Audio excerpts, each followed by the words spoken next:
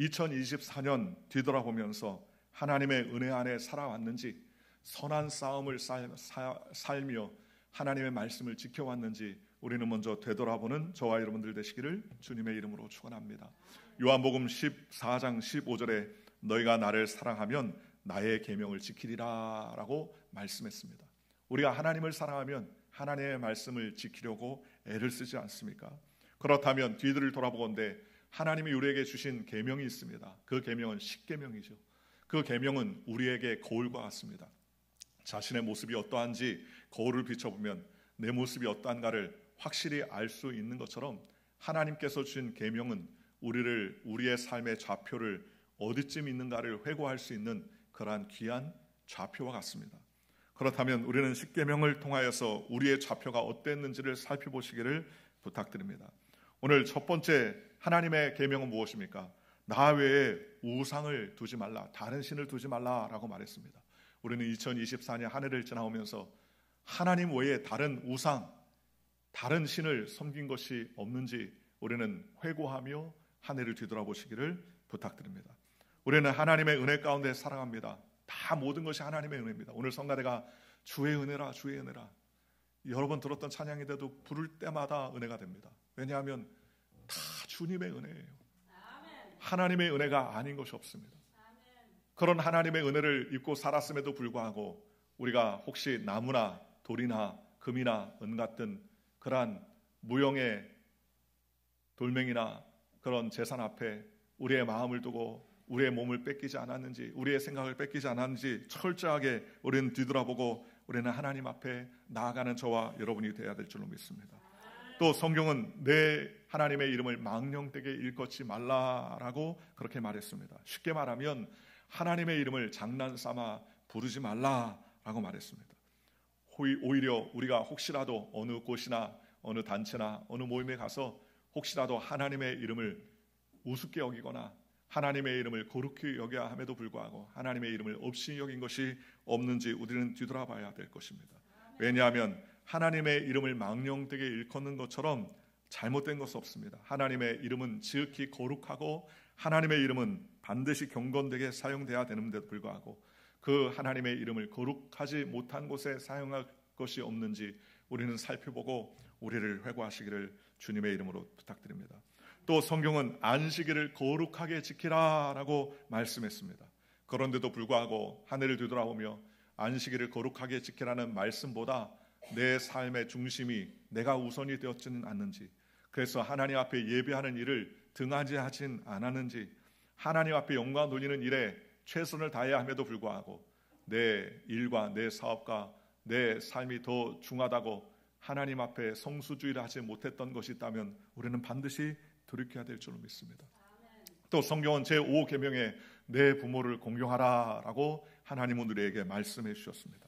부모를 공경하는 것이 하나님이 정하신 율법, 즉 계명인데도 불구하고 하나님 앞에 부모를 순종하거나 공경하지 아니하고 혹시 부모를 박대하거나 부모를 모른다 하지 않았는지 우리는 살펴봐야 할 것입니다.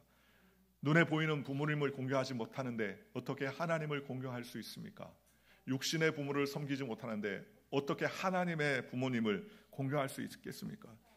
또 성경에는 살인하지 말라라고 말했습니다. 오늘날 수많은 사람들이 칼을 부림하고 또 아무 이유 없이 사람을 목숨을 빼앗는 일에 너무너무나 당연시 여기고 쉽게 생각하는 경우도 있습니다. 뉴욕에서 라이터로 지하철에서 사람의 몸에 불을 붙여서 사람이 타 죽은 사건이 최근에 있었습니다. 그것도 불을 붙이고 난 다음에 도망간 것이 아니라 그 앞에서 버젓이 보면서 구경을 하고 또 사람들은 핸드폰을 들어서 찍기도 하고 경찰은 그 옆에 있었음에도 불구하고 불을 끄려고 애쓰지 않고 오히려 그것을 쳐다보고 있었다는 사실을 볼 때 충격적인 그런 사태였습니다. 성경에 살인하지 말라라고 말했는데도 불구하고 우리가 칼을 들고 사람을 죽이지는 않았지만 혹시라도 우리의 마음속 깊은 곳에 미움과 원한과 또 마음의 상처가 가져서 사람을 해하고 싶은 마음은 없는지 우리는 살펴봐야 될 줄로 믿습니다. 또 성경은 간음하지 말라라고 말했습니다. 실제로 간음한 자가 있다면 말할 필요도 없거니와 또한 이와 같은 마음 자체도 하나님은 기뻐하지 않으신다고 했습니다. 마음의 음욕이 그것 자체로만이도 간음을 행한 것이나 마찬가지라고 예수님께서는 그 율법의 범위를 확장시킨 것을 볼 때에 우리는 우리의 마음속에 우리의 신앙의 근원을 파멸시키는 음행과 더러운 것이 있다면 우리는 철저하게 회개하고 하나님께 나가야 될 줄로 믿습니다. 도둑질하지 말라라고 말했습니다. 그럼에도 불구하고 혹시 남의 작은 것 아무것도 아닌 것이지만 그것을 내 것이라 여기고 그것을 가져온 것은 아닌지 우리는 살펴봐야 될 줄로 믿습니다. 우리는 이런 해가 지나기 전에 그 믿음 안에서 우리는 회개하고 통회하고 자복하고 하나님의 은혜 가운데 나아가시기를 주님의 이름으로 축원합니다. 또 성경은 내 이웃에 대해서 거짓 증거하지 말라라고 말했습니다. 거짓 증거는 없는 일을 지어내는 일을 말하는 것이죠. 이웃에 대한 사람의 잘못된 일, 잘한 일이든 잘못된 일이든 어떻게 보든 간에 그러한 일들에 대해서 고깝게 생각하고 나쁘게 생각하고 왜곡하여서 사람들에게 전하는 일은 하나님이 기뻐하지 않는다라고 말했으며 내 이웃의 것을 탐내지 말라라고 말했습니다. 남의 것을 가지고 부러워하거나 그것을 갖고 싶어하는 탐심 자체도 하나님이 기뻐하지 않는다고 성경은 말씀해 주셨습니다. 그러니 우리는 철저하게 우리의 가슴에 손얹고 2024년을 회고하십시다. 뒤돌아보십시다. 그리고 하나님 앞에 이와 같이 계명을 지키지 않았다면 우리는 철저하게 회개하고 하나님 앞에 2024년 우리의 삶에 더럽고 추악한 쓰러기는 다 청소하고 하나님의 은혜 가운데 깨끗한 심령과 마음으로 하나님께 나아가는 저와 여러분들 되시기를 주님의 이름으로 축원합니다. 성경은 죄가 없는 사람, 의인은 없다고 말했습니다. 성경은 계속해서 말씀하시기를 우리가 우리의 죄를 자백하면 저는 미쁘시고 의로사 우리의 죄를 사하시며 모든 불의에서 깨끗게 하실 것이요 만일 우리가 죄 없다 하면 스스로 거짓말하는 자가 될 것이라고 말씀해 주셨습니다. 그러니 우리는 이제 마지막 주일을 보내면서 하나님 앞에 잘못한 것은 예수의 이름으로 회개하고 주님 나의 연약함을 살펴보게 하시고 하나님을 의지하는 믿음의 삶을 살 수 있도록 주님 우리를 붙잡아 주시옵소서. 하나님을 붙들고 나아가는 저와 여러분들 되시기를 주님의 이름으로 축원합니다. 그래서 사도 바울은 왜 자신이 완벽하겠습니까? 자기도 연약하고 부족하고 실수 많고 허물이 많은데도 불구하고 그는 선한 싸움을 싸웠다라고 말하면서 어떤 상황경 가운데서도 하나님을 중심으로 살았다고 그렇게 믿음으로 고백했습니다. 오늘 저와 여러분도 이와 같은 믿음의 고백이 있으시기를 주님의 이름으로 축원합니다. 두 번째로 우리는 뒤돌아보면서 1년 동안 실천적인 믿음의 생활을 해왔는지 우리는 고백하시기를 주님의 이름으로 축원합니다. 사도 바울은 나의 달려갈 길을 마치고 믿음을 지켰다라고 말합니다. 믿음을 지키는 삶, 즉 관념적인 믿음이 아니라 행동하는 믿음을 가졌다고 그렇게 말합니다. 입술로 주여 주여만 하는 것이 아니라 실제로 우리의 삶을 통하여서 하나님께 열매 맺는 행동하는 신앙의 삶을 살았던 것이 바로 사도 바울의 고백이었습니다.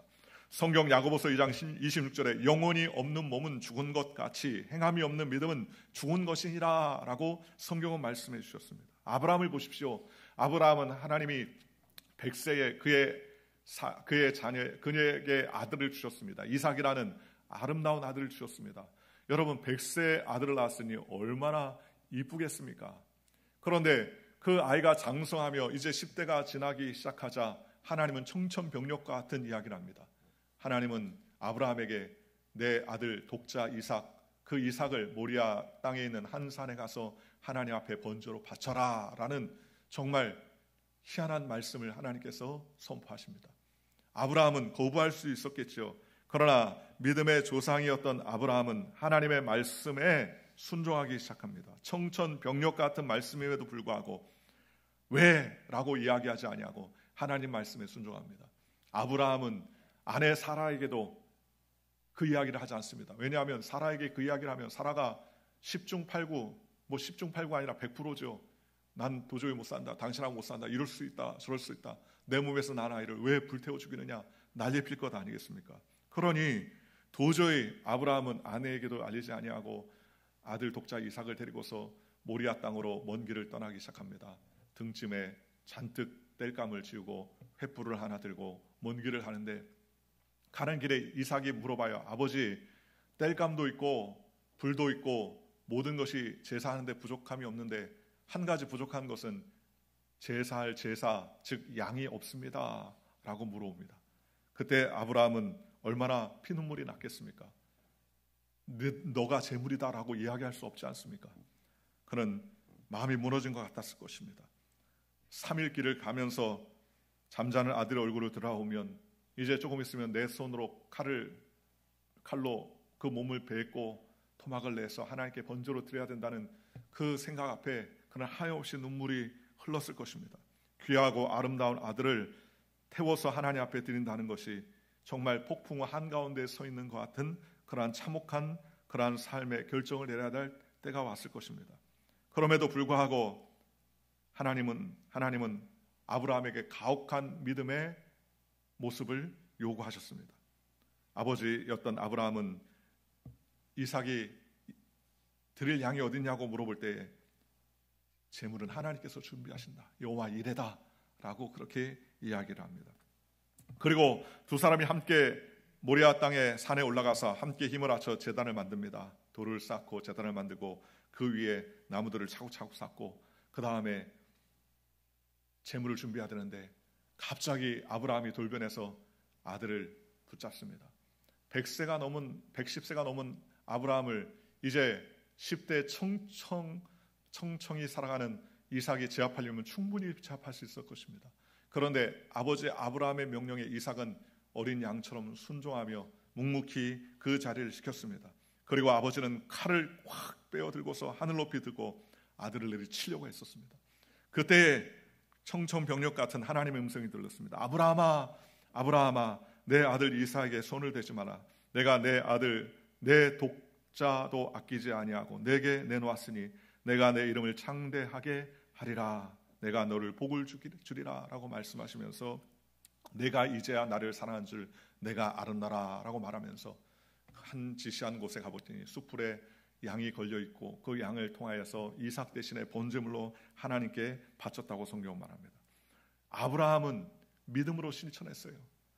독자 이삭을 하나님 앞에 번제로 바치라는 그 말씀에 순종함으로 말미암아 하나님께서 그의 믿음을 보시고 이제야 내가 나를 사랑하는 줄 알았다라고 축복하신 것을 볼 수가 있습니다. 행함이 없는 믿음은 죽은 믿음인데 바로 행함이 없는 믿음이 아닌 행함을 가진 믿음으로 하나님께 영광 돌리며 은혜 가운데 나아갈 수 있었다는 것입니다. 오늘 저와 여러분도 이와 같은 믿음의 삶을 사시기를 주님의 이름으로 축원합니다. 예수님께서 5,000명을 먹이셨던 광야에서 사건이 있었습니다. 아무것도 먹을 것이 없을 때 예수님은 제자들에게 너희들이 먹을 것을 해결하라 라고 말씀했습니다. 이렇게 말씀하시면 예수님이 어떻게 하실 것을 미리 다 아시고 제자들을 시험하시려고 했었습니다. 그런데 그 이야기를 들었던 빌립은 뭐라고 말합니까? 인간적인 데이터와 상황으로 이야기를 합니다. 예수님께 무슨 말씀입니까? 지금 여기는 광야요 빈들입니다. 먹을 것이 없어요. 그리고 이 많은 사람들을 다 먹이려면 200데나리온이나 되는 큰 돈이 필요한데 그들에게 조금씩 거둬도 드린들 그 돈이 다 채워질 수 없습니다. 혹시 채워진다 해도 여기에서 제일 가까운 지역까지 그 음식을 가져오고 떡을 살 만한 그러한 동네도 이 근처에는 없습니다. 설상가상으로 시간이 조금 지나면 해가 뉘어뉘어 지는 그러한 시간 아닙니까? 그러니 우리에게 떡을 먹이라는요 어떻게 할 수 있습니까? 라고 낙담하고 있었습니다. 그런데 안드레는 군중 가운데 나아가서 어린아이가 가졌던 보리떡 5개와 물고기 2마리의 작은 도시락을 가져와서 예수님께 내었습니다. 그러면서 하는 말이 주여 이 많은 사람에게 이 떡과 이 고기가 무슨 효과가 있겠습니까? 얼마나 되겠습니까? 그러면서 내어놓습니다. 그런데 예수님께서는 안드레 가져왔던 그 물고기와 보리떡을 손에 들고 축사하시고 떼어주고 나눠주라고 명령하자 그 즉시 하나님께서 기적을 베풀어 주시자 5,000명이 먹고도 12바구니가 남는 놀라운 역사와 은혜가 있었다는 것입니다. 오늘 저와 여러분도 마찬가지입니다. 할 수 없다라는 그러한 부정적인 태도와 자세를 가지고서 신앙을 자포자기하지 말고 어떤 상황 가운데서도 우리의 작은 물고기 2마리와 보리떡 5개로 하나님께서 역사해 주실 것을 간청하는 안드레 같은 믿음의 백성이 되시기를 주님의 이름으로 축원합니다.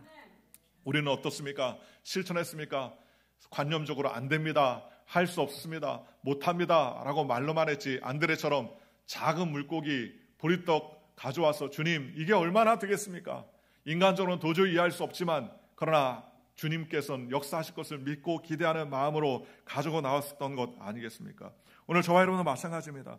우리의 신앙을 잘 지키기 위해서는 먼저 하나님 앞에 은혜 가운데 나아가는 저와 여러분들 되시기를 주님의 이름으로 축원합니다. 그래서 신앙을 우리는 실천하는 믿음의 백성이 되시기를 주님의 이름으로 축원합니다. 말씀을 묵상하고 말씀을 받아들이고 말씀 가운데 가야만이 우리가 진정한 믿음의 싹을 필 수 있는 것 아니겠습니까? 그러니 하나님의 말씀을 붙잡고 달려가시기를 주님의 이름으로 축원합니다. 성경은 말씀하시기를 사람이 마음에 믿어 의에 이르고 입으로 시인하여서 구원을 얻는다고 성경은 말씀해 주셨습니다. 그러니 우리의 입술을 자꾸 시인하고 믿음으로 고백하고 하나님의 은혜 가운데 믿음의 삶을 사는 저와 여러분들 되시기를 주님의 이름으로 축원합니다. 예수님은 이렇게 말했습니다. 내가 사람 앞에서 나를 시인하면 나도 하나님의 전사 앞에서 너를 시인하겠다. 내가 사람 앞에서 나를 부인하면 나도 하나님과 전사 앞에서 너를 부인하겠다라고 말씀하지 않았습니까? 그러니 우리는 한 해 동안 믿음을 실천해야 돼요. 우리의 믿음을 어떻게 실천합니까? 행동으로, 행함으로 실천해야 됩니다. 우리의 믿음의 가장 쉬운 것 중에 하나가 뭡니까? 그것은 우리의 11조를 하나님께 드릴 줄 아는 것입니다. 여러분, 여러분의 수입이 여러분 것입니까? 아니에요. 하나님 것입니다. 건강도 여러분 것입니까? 아니에요. 하나님 것입니다. 하나님이 부르시면 우리는 다 내려놓고 가야 돼요. 지식도 내 것 아닙니다. 지식도 다 하나님 것입니다. 하나님이 우리에게 지식을 주셨으니 우리가 보고 듣고 말하고 우리가 모든 것을 이야기할 수 있는 것도 다 하나님의 은혜입니다. 우리의 몸이 얼마나 신비한지 혈관 하나도 막히면 말을 못해요. 어려움에 처할 수밖에 없습니다.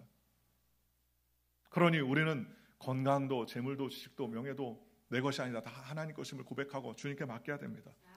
물질도 마찬가지입니다. 물질도 내 것이 아니에요. 내가 수고하고 내가 거두는 것 같지만 하나님께서 허락하지 아니하면 아무것도 할 수 없는 것입니다. 그러니 우리는 먼저 11조를 하나님께 드릴 줄 알아야 돼요. 10분의 1은 누구 것입니까? 10분의 1은 하나님 것이 아니에요. 10분의 10이 다 하나님 것이지. 그런데 하나님께서 11조를 제정하셔서 그것을 구별하여 하나님께 먼저 예물을 드리라라고 말씀해 주셨습니다. 말라기 3장에 보면 만군의 야훼가 이르노라 너희가 열주의 날부터 너희가 나의 규례를 떠나 지키지 아니하였도다. 그런즉 내게로 돌아오라. 그리하면 나도 너희에게로 돌아가리라 라고 하였습니다. 하나님이 이스라엘 백성에게 너희가 나의 말에 순종하지 아니하고 내 말을 떠나 지키지 않았다라고 이야기합니다. 그랬더니 이스라엘 백성이 이렇게 말합니다. 어찌 우리가 어떻게 하여 돌아가리이까? 사람이 어찌하여 하나님 것을 도적질하겠느냐? 그러나 너희는 나의 것을 도적질하고도 말하기를 우리가 어떻게 주의 것을 도적질하였나이까 한노다. 이는 곧 11조와 헌물이라. 곧 너희 곧 온 나라가 나의 것을 도적질하였으므로 너희가 저주를 받았느니라 라고 말합니다. 하나님께로 돌아오라 라는 하나님의 말씀에 어떻게 하나님께 돌아가지요? 그렇게 이스라엘 백성이 이야기하자 하나님 뭐라고 말합니까? 너희가 하나님의 것을 도둑질했다. 그러니 도둑질한 것을 내어놓고 하나님께 나와라. 우리가 도둑질한 게 없어요. 그랬더니 하나님 뭐라 합니까? 너희가 도둑질한 게 있다. 그 도둑질한 게 뭐냐? 11조와 헌물이다. 그랬습니다. 물질을 하나님의 것임에도 불구하고 내 것처럼 생각하고 내 것처럼 붙잡고 내 것처럼 쓰니까 그러니까 하나님께서 황충을 보내고 또 여러 가지 환난과 고난을 보내서 우리의 수고한 모든 것이 헛되도록 주님께서 하지 않았습니까? 그러니 우리가 하나님 앞에서 구별하고 섬겨야 할 줄 알아야 되는 것입니다. 꼭 물질뿐만 아닙니다. 건강도 재물도 지식도 명예도 모든 것도 내 것 아니에요. 누구 것입니까? 하나님의 것입니다. 아멘. 여러분 건강도 우리가 열심히 노력하고 수고한다고 해도 건강한 것이 아니에요. 건강한다고 애를 써도 건강이 내 마음대로 이루어지지 않는 경우가 얼마나 많이 있습니까? 몸이 아무리 건강해도 조그만한 이상이 오면 아무것도 못할 수밖에 없는 그런 상황과 환경이 우리 가운데 오지 않습니까? 여러분 이번에 무안의 비행기가 추락을 했어요. 추락한 이유는 뭡니까? 다른 게 아니에요. 큰 기계가 무슨 결함이 있었던 게 아닙니다. 새들이 와가지고 부딪히는 바람에 그 무안이 철새 도래지 가까워서 비행기가 영상 보니까는 비행기 엔진에 새들이 들어가니까 타다닥 불꽃이 타면서 기체가 힘을 잃어버렸습니다. 설상가상으로 유압 장치가 문제가 생겨서 기체 밑에 있던 바퀴들이 나와야 되는데 바퀴가 안 나왔어요. 비상 착륙을 하면서 했는데 동체 착륙을 하니까 미끄러 가다가 맨 끝에 벽에 콱 부딪혀가지고 산산조각이 나고 181명 중에 179명이 죽었어요. 뉴스를 보니까는 엄마가 1년 전에 암에 걸려가지고 그 그 암에 키모를 받고 너무너무 고생했는데 얼마 전에 완치 판정을 받았답니다. 그 자녀들이 너무 감사하다. 엄마 동남아 여행이라도 갔다 와. 그래서 엄마를 효도 관광 보낸 거예요. 효도 관광 보냈는데 효도 관광이 아니라 그냥 천국으로 왔어요. 얼마나 안타깝습니까? 누가 알고 갔겠어요? 이 비행기 타면 이제 천국 왔구나 하고 탔겠습니까? 아니에요. 그러니 건강도 재물도 지식도 명예도 생명도 다 누구에게 있습니까? 하나님께 있어요. 그러니 우리는 먼저 그의 나라와 그의 일을 구별할 줄 아는 믿음의 백성이 되시기를 주님의 이름으로 축원합니다. 오늘 우리는 뒤를 돌아보면 하나님 앞에서 내 시간, 하나님의 시간인데 내가 내 마음대로, 하나님이 주신 지식인데 내 마음대로, 주님이 주신 물질인데 내 마음대로 내 것처럼 생각하고 내 것처럼 쓴 것 없는가, 우리는 뒤돌아보고 생각하며 하나님께 나아가는 저와 여러분들 되시기를 주님의 이름으로 축원합니다. 하나님의 은혜 가운데 나가며 주님께서 붙잡아주시고 은혜를 베풀어 주시는 것입니다. 그러니 우리는 어떤 경우에 썼는지 믿음을 지켜 나가시기를 주님의 이름으로 축원합니다. 또 세 번째로 사도 바울은 나의 달려갈 길을 다 마쳤다라고 그렇게 고백했습니다. 나의 달려갈 길을 다 마쳤다라는 고백은 그는 믿음의 고백, 긍정적인 소망의 인생관을 가졌기 때문에 고백할 수 있어요. 여러분 무슨 일을 하든지 간에 완벽하다, 난 다 마쳤다라고 할 분이 있습니까? 아니에요. 늘 아쉬워요. 뭘 하든지 간에 늘 아쉽고 늘 모자르고 늘 부족할 때가 많이 있습니다. 그런데 사도 바울은 나의 달려갈 길을 다 마쳤다는 것은 무슨 의미입니까? 그 모든 결론도 하나님께 맡겼다는 것 아니겠습니까? 쉽게 말하면 그 모든 결론, 평가도 내 것이 아니라 하나님 것임을 고백하고 하나님 앞에 모든 것을 의탁하는 긍정적인 인생관을 가졌다는 사실을 우리는 사도 바울을 통해서 알 수 있습니다. 하나님은 절대로 부정적이고 절망적이고 좌절하고 희망을 잃어버린 사람과는 절대로 함께하지 않습니다. 그렇지 않습니까? 예수님도 마찬가지입니다. 할 수 있거든 무슨 말이야, 믿는 자에게 능치 못함이 없느니라 라는 소망과 기대를 가진 사람과 함께하지, 기대하지 않는 사람은 함께하지 않습니다. 예수님을 만나서 기적을 체험한 사람 다 어떻습니까? 기대를 가지고 나왔어요. 내가 옷자락이라도 만지면 예수님이 치료해 주실 것이다 라는 기대를 가지고 나왔습니다. 주여 내 딸이 죽었으니 주여 고쳐주옵소서, 내 딸이 귀신 중에 고쳐주옵소서, 기대를 가지고 나온 사람들마다 주님께서 해결해 주시고 주님께서 치료해 주셨습니다. 여러분 이스라엘 백성들에게도 가데스 바네아에서 10명의 정탐꾼과 2명의 정탐꾼의 결론을 우리가 잘 알지 않습니까?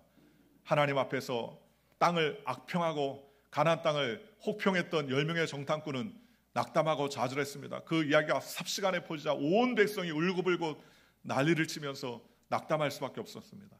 왜 그렇게 평가했습니까? 그들이 생각하기를 자신들의 시각과 눈으로 환경과 상황을 판단했기 때문에 그렇습니다.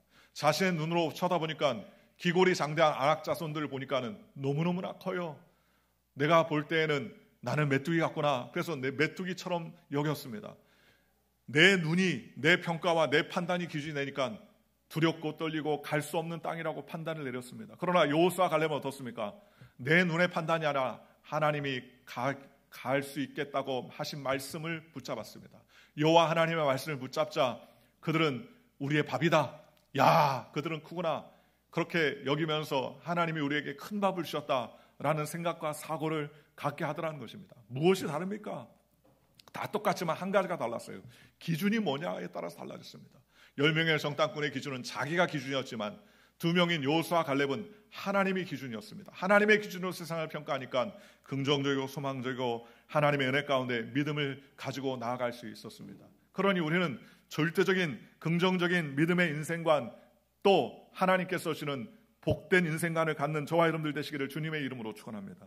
그렇다면 어떤 복된 인생관을 가질 수 있을까요? 여러분 강도 2사람, 도둑놈 2사람이 모여서 할 수 있다 하면 나도 해보자, 그러면 긍정입니까? 야, 오늘 밤엔 달이 밝아서 눈에 금방 뜰 것 같은데 요즘엔 CCTV가 많아가지고 야, 도둑질하는데 쉽지 않아. 그랬더니 한 도둑놈이 말하기를 아니야, 할 수 있어, 해보자, 긍정적인 사고를 갖자. 우리가 오늘 밤에 털면 우리는 일확천금을 얻을 수 있다. 그러면서 두려워하지 말아라. 옆에서 막 박수 쳐준다고 긍정적인 거예요? 아니에요. 그건 긍정적인 것이 아닙니다. 자기가 기준인 것은 긍정적일 수 없어요. 그렇지 않습니까? 도둑질하는데 긍정적으로 생각하자. 그건 긍정이 아닙니다. 긍정의 기준은 뭡니까? 긍정의 기준은 하나님의 말씀이 기준이에요. 나는 연약하고 부족하지만 하나님이 함께 하신다. 하나님 말씀이 표준이 되어서 하나님 뜻대로의 삶을 살면 그게 긍정입니다. 그러나 하나님을 떠나서 내 뜻대로 내 방법대로 살려고 하는 것은 아무리 긍정이라도 그건 부정이 될 수밖에 없는 것입니다. 그러니 우리는 하나님의 말씀을 기준으로 긍정으로 하나님 앞에 나아가는 저와 여러분들 되시기를 주님의 이름으로 축원합니다. 성경은 말씀하시기를 너희 두세 사람이 내 이름으로 모인 곳에 나도 그들과 함께 있겠다고 성경은 말씀해 주셨습니다. 그러니 우리는 자꾸 하나님을 의지해야 됩니다. 두세 사람이 모인 곳에 주님을 우리의 주인으로 모셔야 됩니다. 하나님 우리의 리더가 되어 주십시오. 하나님 우리의 삶의 주인이 되어 주십시오. 우리 가정의 주인이 되어 주십시오. 주님, 우리는 어렵고 힘든 세상을 살고 있지만 그러나 내 눈과 내 시각으로는 어렵고 힘들지만 하나님의 시각으로는 어렵고 힘들지 않습니다. 주님이 복을 주시는 축복의 기회일 줄 믿습니다. 우리는 이렇게 믿음으로 고백하는 저와 여러분들 되시기를 주님의 이름으로 축원합니다. 세상의 눈으로 볼 때 우리는 낙심하고 좌절할 수밖에 없어요. 한국의 상황을 보면 인간적인 눈으로 볼 때 낙심하고 좌절할 수밖에 없습니다. 그렇지 않습니까? 세상에 돌아가는 상황을 볼 때 인간적인 눈으로 보면은 끊임없이 우리는 좌절하고 낭망할 수밖에 없습니다. 그러나 인간의 눈으로 볼 때 낭망하지만 하나님의 눈으로 볼 때는요 소망이 있습니다. 왜냐하면 절대 소망이 하나님이요 절대 사랑이 하나님이기 때문이라는 것입니다. 그러니 우리는 2024년 혹여라도 우리가 희망과 소망이 아니라 우리의 인간적인 눈으로 판단하고 생각했다면 우리는 그것을 내려놓고 회개하며 주님 하나님의 시각을 갖게 하시고 하나님의 기준을 갖게 하시고 하나님 말씀이 내 마음 가운데 다가오게 하시고 하나님 말씀으로 세상을 바라보게 주님 긍정의 은혜를 허락하여 주시옵소서. 이와 같은 믿음의 삶을 사는 저와 여러분들 되시기를 주님의 이름으로 축원합니다. 주님이 주시면 우리는 부족함이 없습니다. 함께 하시면 능력의 삶을 살 수가 있습니다. 주님은 없는 것에서 있는 것을 부르시는 하나님이라고 성경 말씀하시고 죽은 자도 살리는 분이라고 성경은 말씀했습니다. 그러니 우리는 2024년 한 해를 뒤돌아보며 하나님 내가 하나님의 말씀을 믿고 살면서도 내 지식과 내 판단으로 살아왔습니다. 주님 회개합니다. 주여 내가 이제는 내 시각과 내 판단으로 살지 아니하고 주의 말씀이 기준이 되어 살아갈 수 있도록 은혜를 베풀어 주옵소서.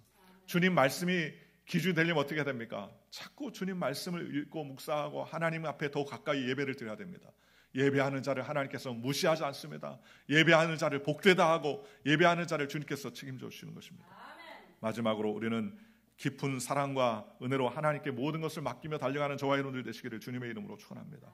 8절에 이렇게 말합니다. 이제후로는 나를 위하여 의의 면류관이 예비되었으므로 곧 주 곧 의로우신 재판장이 그날에 내게 주실 것이며 내게만 아니라 주의 나타나심을 사모하는 모든 자에게 도니라 라고 말했습니다. 이제후로는 하나님께서 나의 앞길을 책임져 주신다. 하나님께서 나의 앞길을 인도해 주신다. 사랑의 하나님께서 나의 앞길을 책임져 주신다는 그러한 소망으로 하나님께 나아가게 되더라는 것입니다. 오늘 저와 여러분도 마찬가지입니다. 사도 바울은 나만 받는다라고 말하지 아니하고 주의 사모하는 모든 사람마다 다 하나님의 은혜를 더 같이 받는다고 믿음으로 고백했습니다. 오늘 저와 여러분도 마찬가지입니다. 나 혼자 사는 것이 아니라 더불어 살아가는 삶을 사는 저와 여러분들 되시기를 주님의 이름으로 축원합니다. 사랑하며 사시기를 주님의 이름으로 축원합니다. 함께 짐을 나누고 은혜 가운데 나아가 하나님을 기쁘시게 하는 믿음의 백성이 되시기를 주님의 이름으로 축원합니다. 사랑하면 하나님께서 책임져 주시고 은혜를 베풀어 주십니다. 사랑하면 기적이 나타납니다. 사랑하면 하나님의 놀라운 영광이 나타납니다. 하나님은 우리를 사랑하셔서 독생자를 보내주셨지 않습니까? 우리도 역시 마찬가지입니다. 하나님의 은혜 가운데 사랑하여 먼저 그의 나라와 그 일을 구하는 믿음의 백성이 되시기를 주님의 이름으로 축원합니다. 예수님은 율법과 선지자의 강령이 첫째는 하나님을 사랑하고 둘째는 내 이웃을 내 몸같이 사랑하는 것이 온 율법과 선지자의 강령이라고 말했습니다. 사랑하는 성도 여러분, 하나님을 제일 첫 번째로 사랑하고 그 다음에 이웃을 사랑하며 주님께서 주신 계명을 잘 지키며 2024년을 은혜 가운데 마무리하고 새로 오는 2025년을 믿음으로 받아들이는 저와 여러분들 되시기를 주 예수의 이름으로 간절히 축원합니다.